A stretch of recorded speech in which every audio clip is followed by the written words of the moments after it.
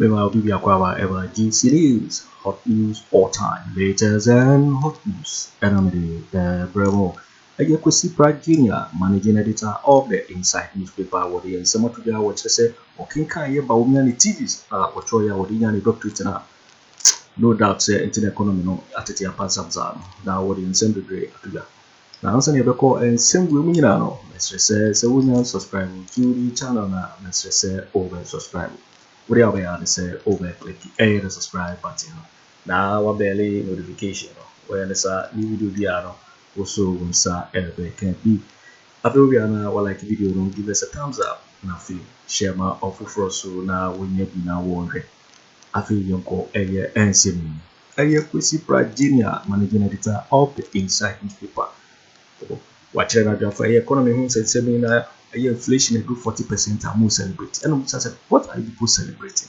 Now I hear a story about to go or come out near a thesis for seminar. A story no.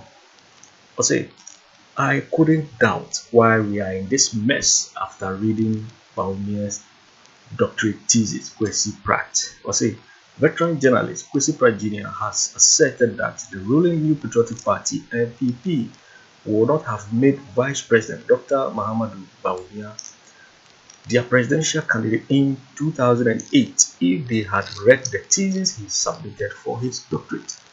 I say a idea and NPP before 2008, one can Bawumia the thesis are Troy or the doctorate or need the one day before as almost running late.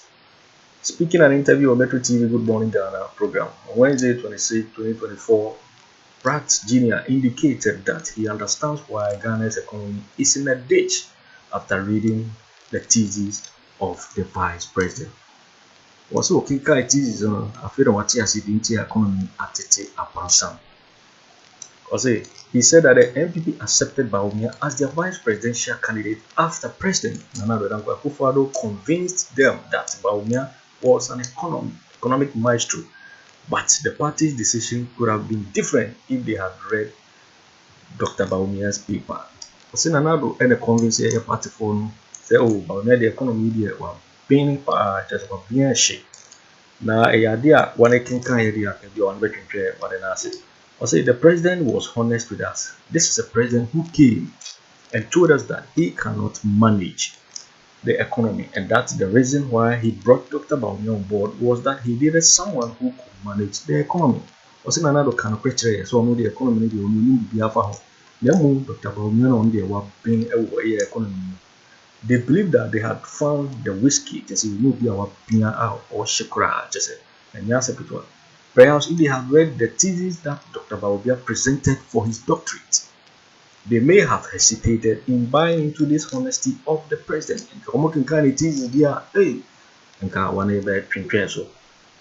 I say, I have taken the trouble to read the thesis, and when I read the thesis, I couldn't doubt why we are in this mess, he said. I say, when you have a thesis, what you the economy at now, yet here, Kwesi Pratt, on one and Masama, would it be a brand of work assassin. I mean, yesterday I got to the office and there was a letter for me. And there are those letters, I read them. So I opened this letter and read it. And it's from some guy who says that God has ordered him to be president of Ghana. Okay. And that he is asking me to help raise funds for his presidential campaign. I say, what kind of God do you worship? This God who decided that you should be president of Ghana, he didn't give you the resources. God, and we are coming to God directed him to you. That God must be wacky. A God who directs a presidential candidate to me for financing is wacky. So I have more news for you. Yes, sir. I have more news for you. Yes, sir. And like the Americans say, I'm bringing it home. The former finance minister, Setekpe, has questioned the legacy Ghana is leaving following news that Eurobond holders will forgo about $4.7 billion owed them by the government. He explained that to some extent, this debt forgiveness will ease a bit of the stress on the economy and facilitate the release of the subsequent IMF funds. However, Mr. Setekpe said that despite this upside, he had mixed feelings about debt forgiveness, noting, quote, what legacy are we leaving? as a country, HIPIC was total debt forgiveness. Within 2 decades of default, and here we are being forgiven again. Is this a legacy that we want for Ghana? I say this with some regret and confidence in the fact that this was envisaged when we discovered oil. He disclosed that the NDC government had anticipated the possibility of a debt default and the possibility that without certain measures in place, Ghana would continue slipping. As such, the government had put in place measures to prevent, but things have not gone as planned. Quote, so when we discovered oil, there was a 1.5-year debate as to what to do with oil. And we pledged both sides. One, we said never should we allow cocoa and gold prices to go up. Then we're happy. Go down. Then it's all tears. Stabilization fund. We said if the stabilization fund is going high, we could cap it. Use it for 2 purposes. Contingency fund. Then you come to the sinking fund. That's for debt repayment. Because you can't just keep borrowing. We, the NDC government, had used approximately $350 million to take off President Kufuor's first bond. And then we left $250 million, and $200 million was used by the current government to pay off the balance. And we did a debt restructuring backed by the World Bank guaranteed bond, which is now impaired. This comes after the government has reached an agreement in principle with 2 bondholder groups to restructure around 13 billion of its debt, and they give us some details of that. Apparently there are 2. There's a PAR and there's a DISCO, and so you have the option of choosing which one. I'm sure that those technical details will be dealt with. Now, banking consultant Dr. Richmond Etoini has warned the government against completing the external debt restructuring agreement with its official creditors, reviewing whether the deal is a savior for the city. He said the country is treading on a risky path where it will continue to rely on foreign funds, leading to more borrowing in subsequent years. He was contributing to Joy Prime's morning show on Tuesday with Rosalind Feli, following Finance Minister Dr. Amin Adam's announcement. He says, let me make it categorically clear to Ghanaians that the trajectory we are treading on dangerous paths like Argentina and Greece. Yeah. And we don't want to go there because every 4 years we would have to go and restructure the debt because you haven't put in anything that will be able to pay the cash flows. In a related development, Kenneth Kwabena Thompson, CEO of Dalex Finance, warns that Ghanaians should brace themselves for tough economic times over the next decade. Thompson expressed skepticism about the effectiveness of debt forgiveness, suggesting it merely postpones Ghana's economic challenges rather than resolving them. Quote, I have been speaking about the Ghanaian economy since 2014, and I can assure you, as night follows day, that this $300 million from the IMF is merely covering the cracks. Nothing will change. It says, as Ghanaians, we need to start preparing for a rough next 10 years. We talk about savings, but when has the government ever met its revenue targets? And do you think international creditors are so naive that they won't take the money if it's available? Why would they give us a free pass? These are commercial creditors. He remains unconvinced that the situation will improve for Ghanaians. There is nothing that will make me even consider for 1% that anything is going to change. The situation with the local currency is not going to change. All that's going to happen is that soon as the money comes in, the currency will stabilize temporarily. He predicts that after the December elections, the Ghanaian cedi will once again decline sharply against major international currencies. Quote, if we couldn't solve our problems with over $10 billion in 6 years, how are we going to solve them with $3 billion? Let's be real. I've heard economists talk endlessly, and after the fact, they come and explain what happened. I can assure you that's what will happen again. When has the government ever met its revenue targets? That's what you plan on paper, and then there's the reality. He emphasized that Ghanaians should prepare for the worst, as the coming years will be very challenging. Let's acknowledge that the next 10 years will be very rough. The government will have very little money to work with, and we are also cut off from international capital markets. He's advised government to find ways to cut expenditure and increase income. Yeah, that's very busy. You know, when I watch television, listen to radio and read the newspapers, I'm always shocked. Why? Because of what our leaders celebrate. Okay. What are they celebrating?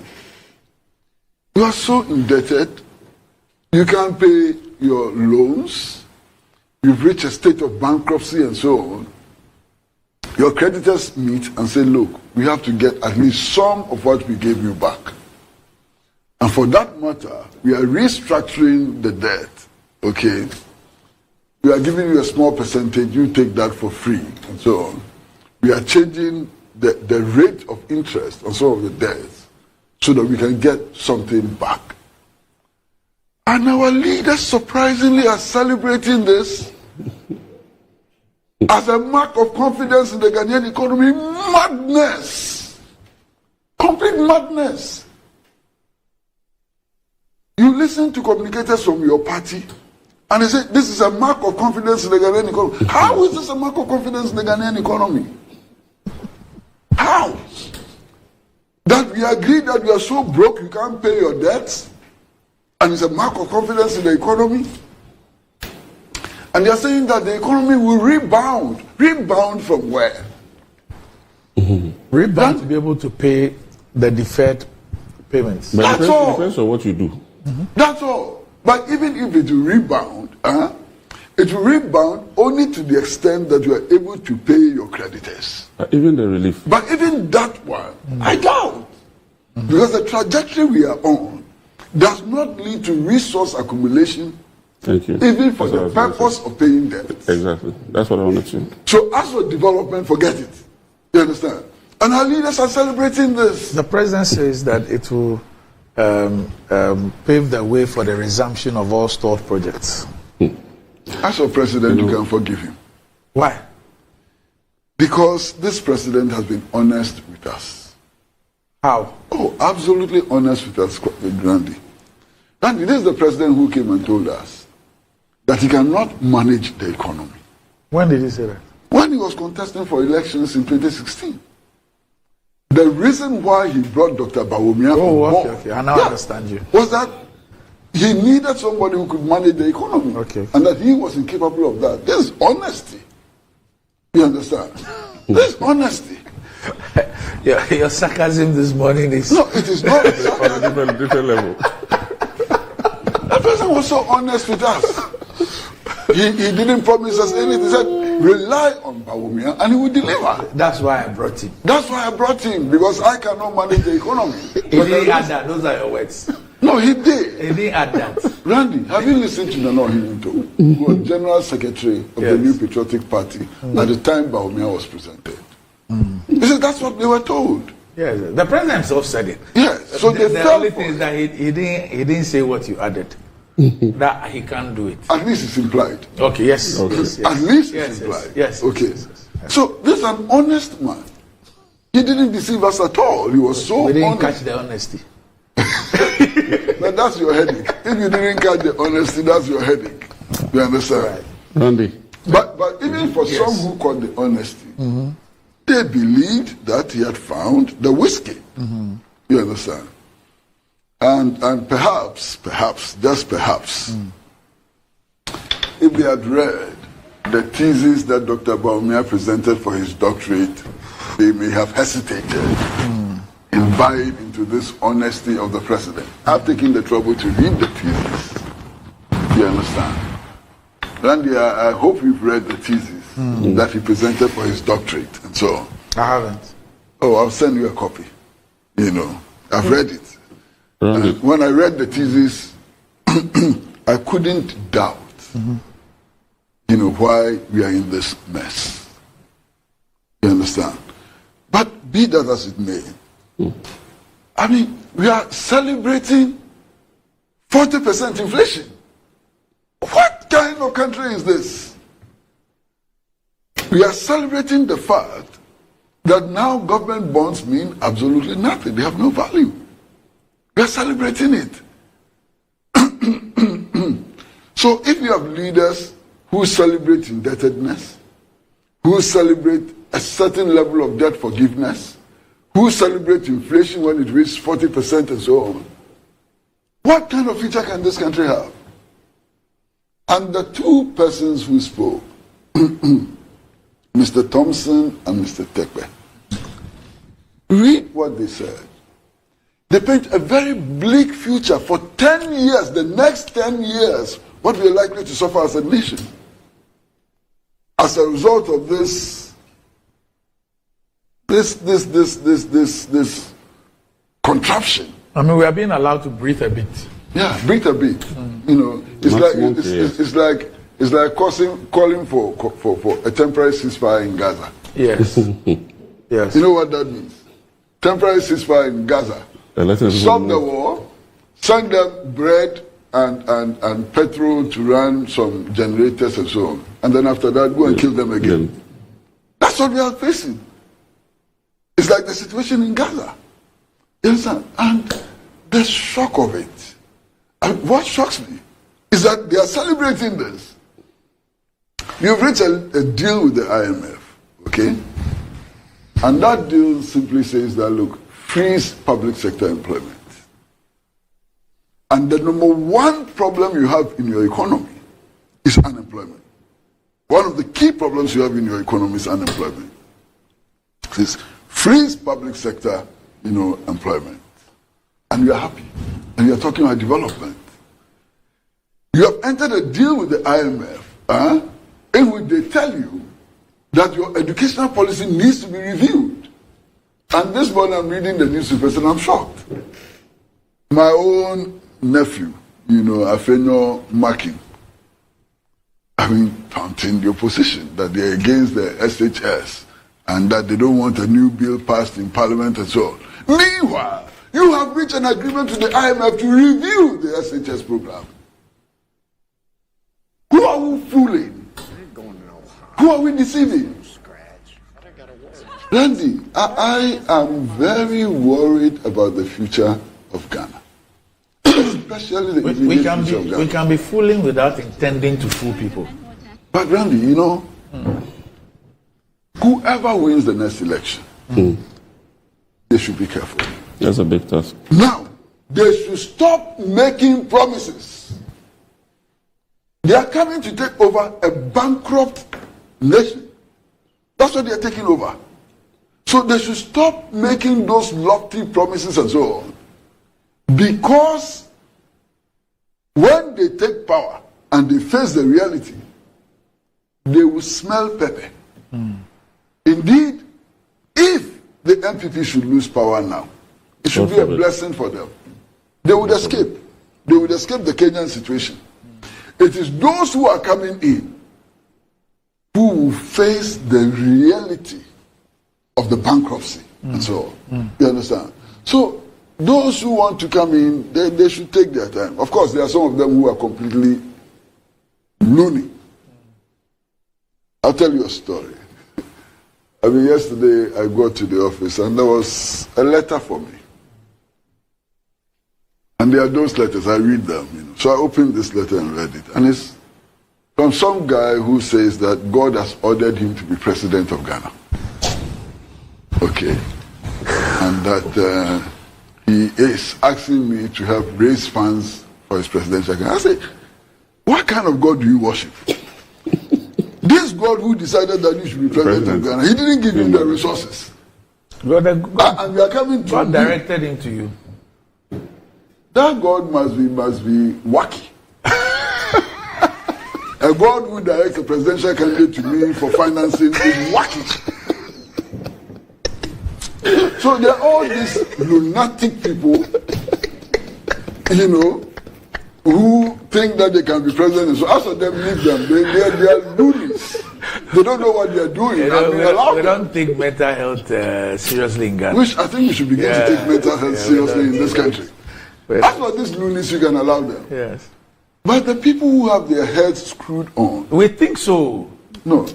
We think we need to be checking the screws. No. Randy, it's not everybody who is trying to be president who is loony. I think some of them have their heads screwed on. You understand? They should be careful what they say now. Okay. Because we will hold them to the promises that they are making today. Yes. No matter who they are, we will hold them to the promises they are making today. And if they continue talking the way they are talking, they should be careful. Within the first 12 months, 24 months of the administration, they may have a Kenyan situation on their hands. You're waiting for Winnie and Sammy Kwesi Pratt Jr., managing editor of the Inside newspaper here, calling Hopeson Adorye, and the Bawumia Thesis, our trial with the Doctorate and Hopeson Adorye are two piano. Because GC so, and our no Savunia subscribe where Mr. Say over subscribe on like it. Now, I say video, I'm awful for us, ain't you now working. Also wait me actually what they fire and some way now I will comment boxing mobile interview in my next video. Thanks for watching. Like and share the video. You can also drop your comment. Please don't forget to subscribe. Click on the bell to turn on the notification.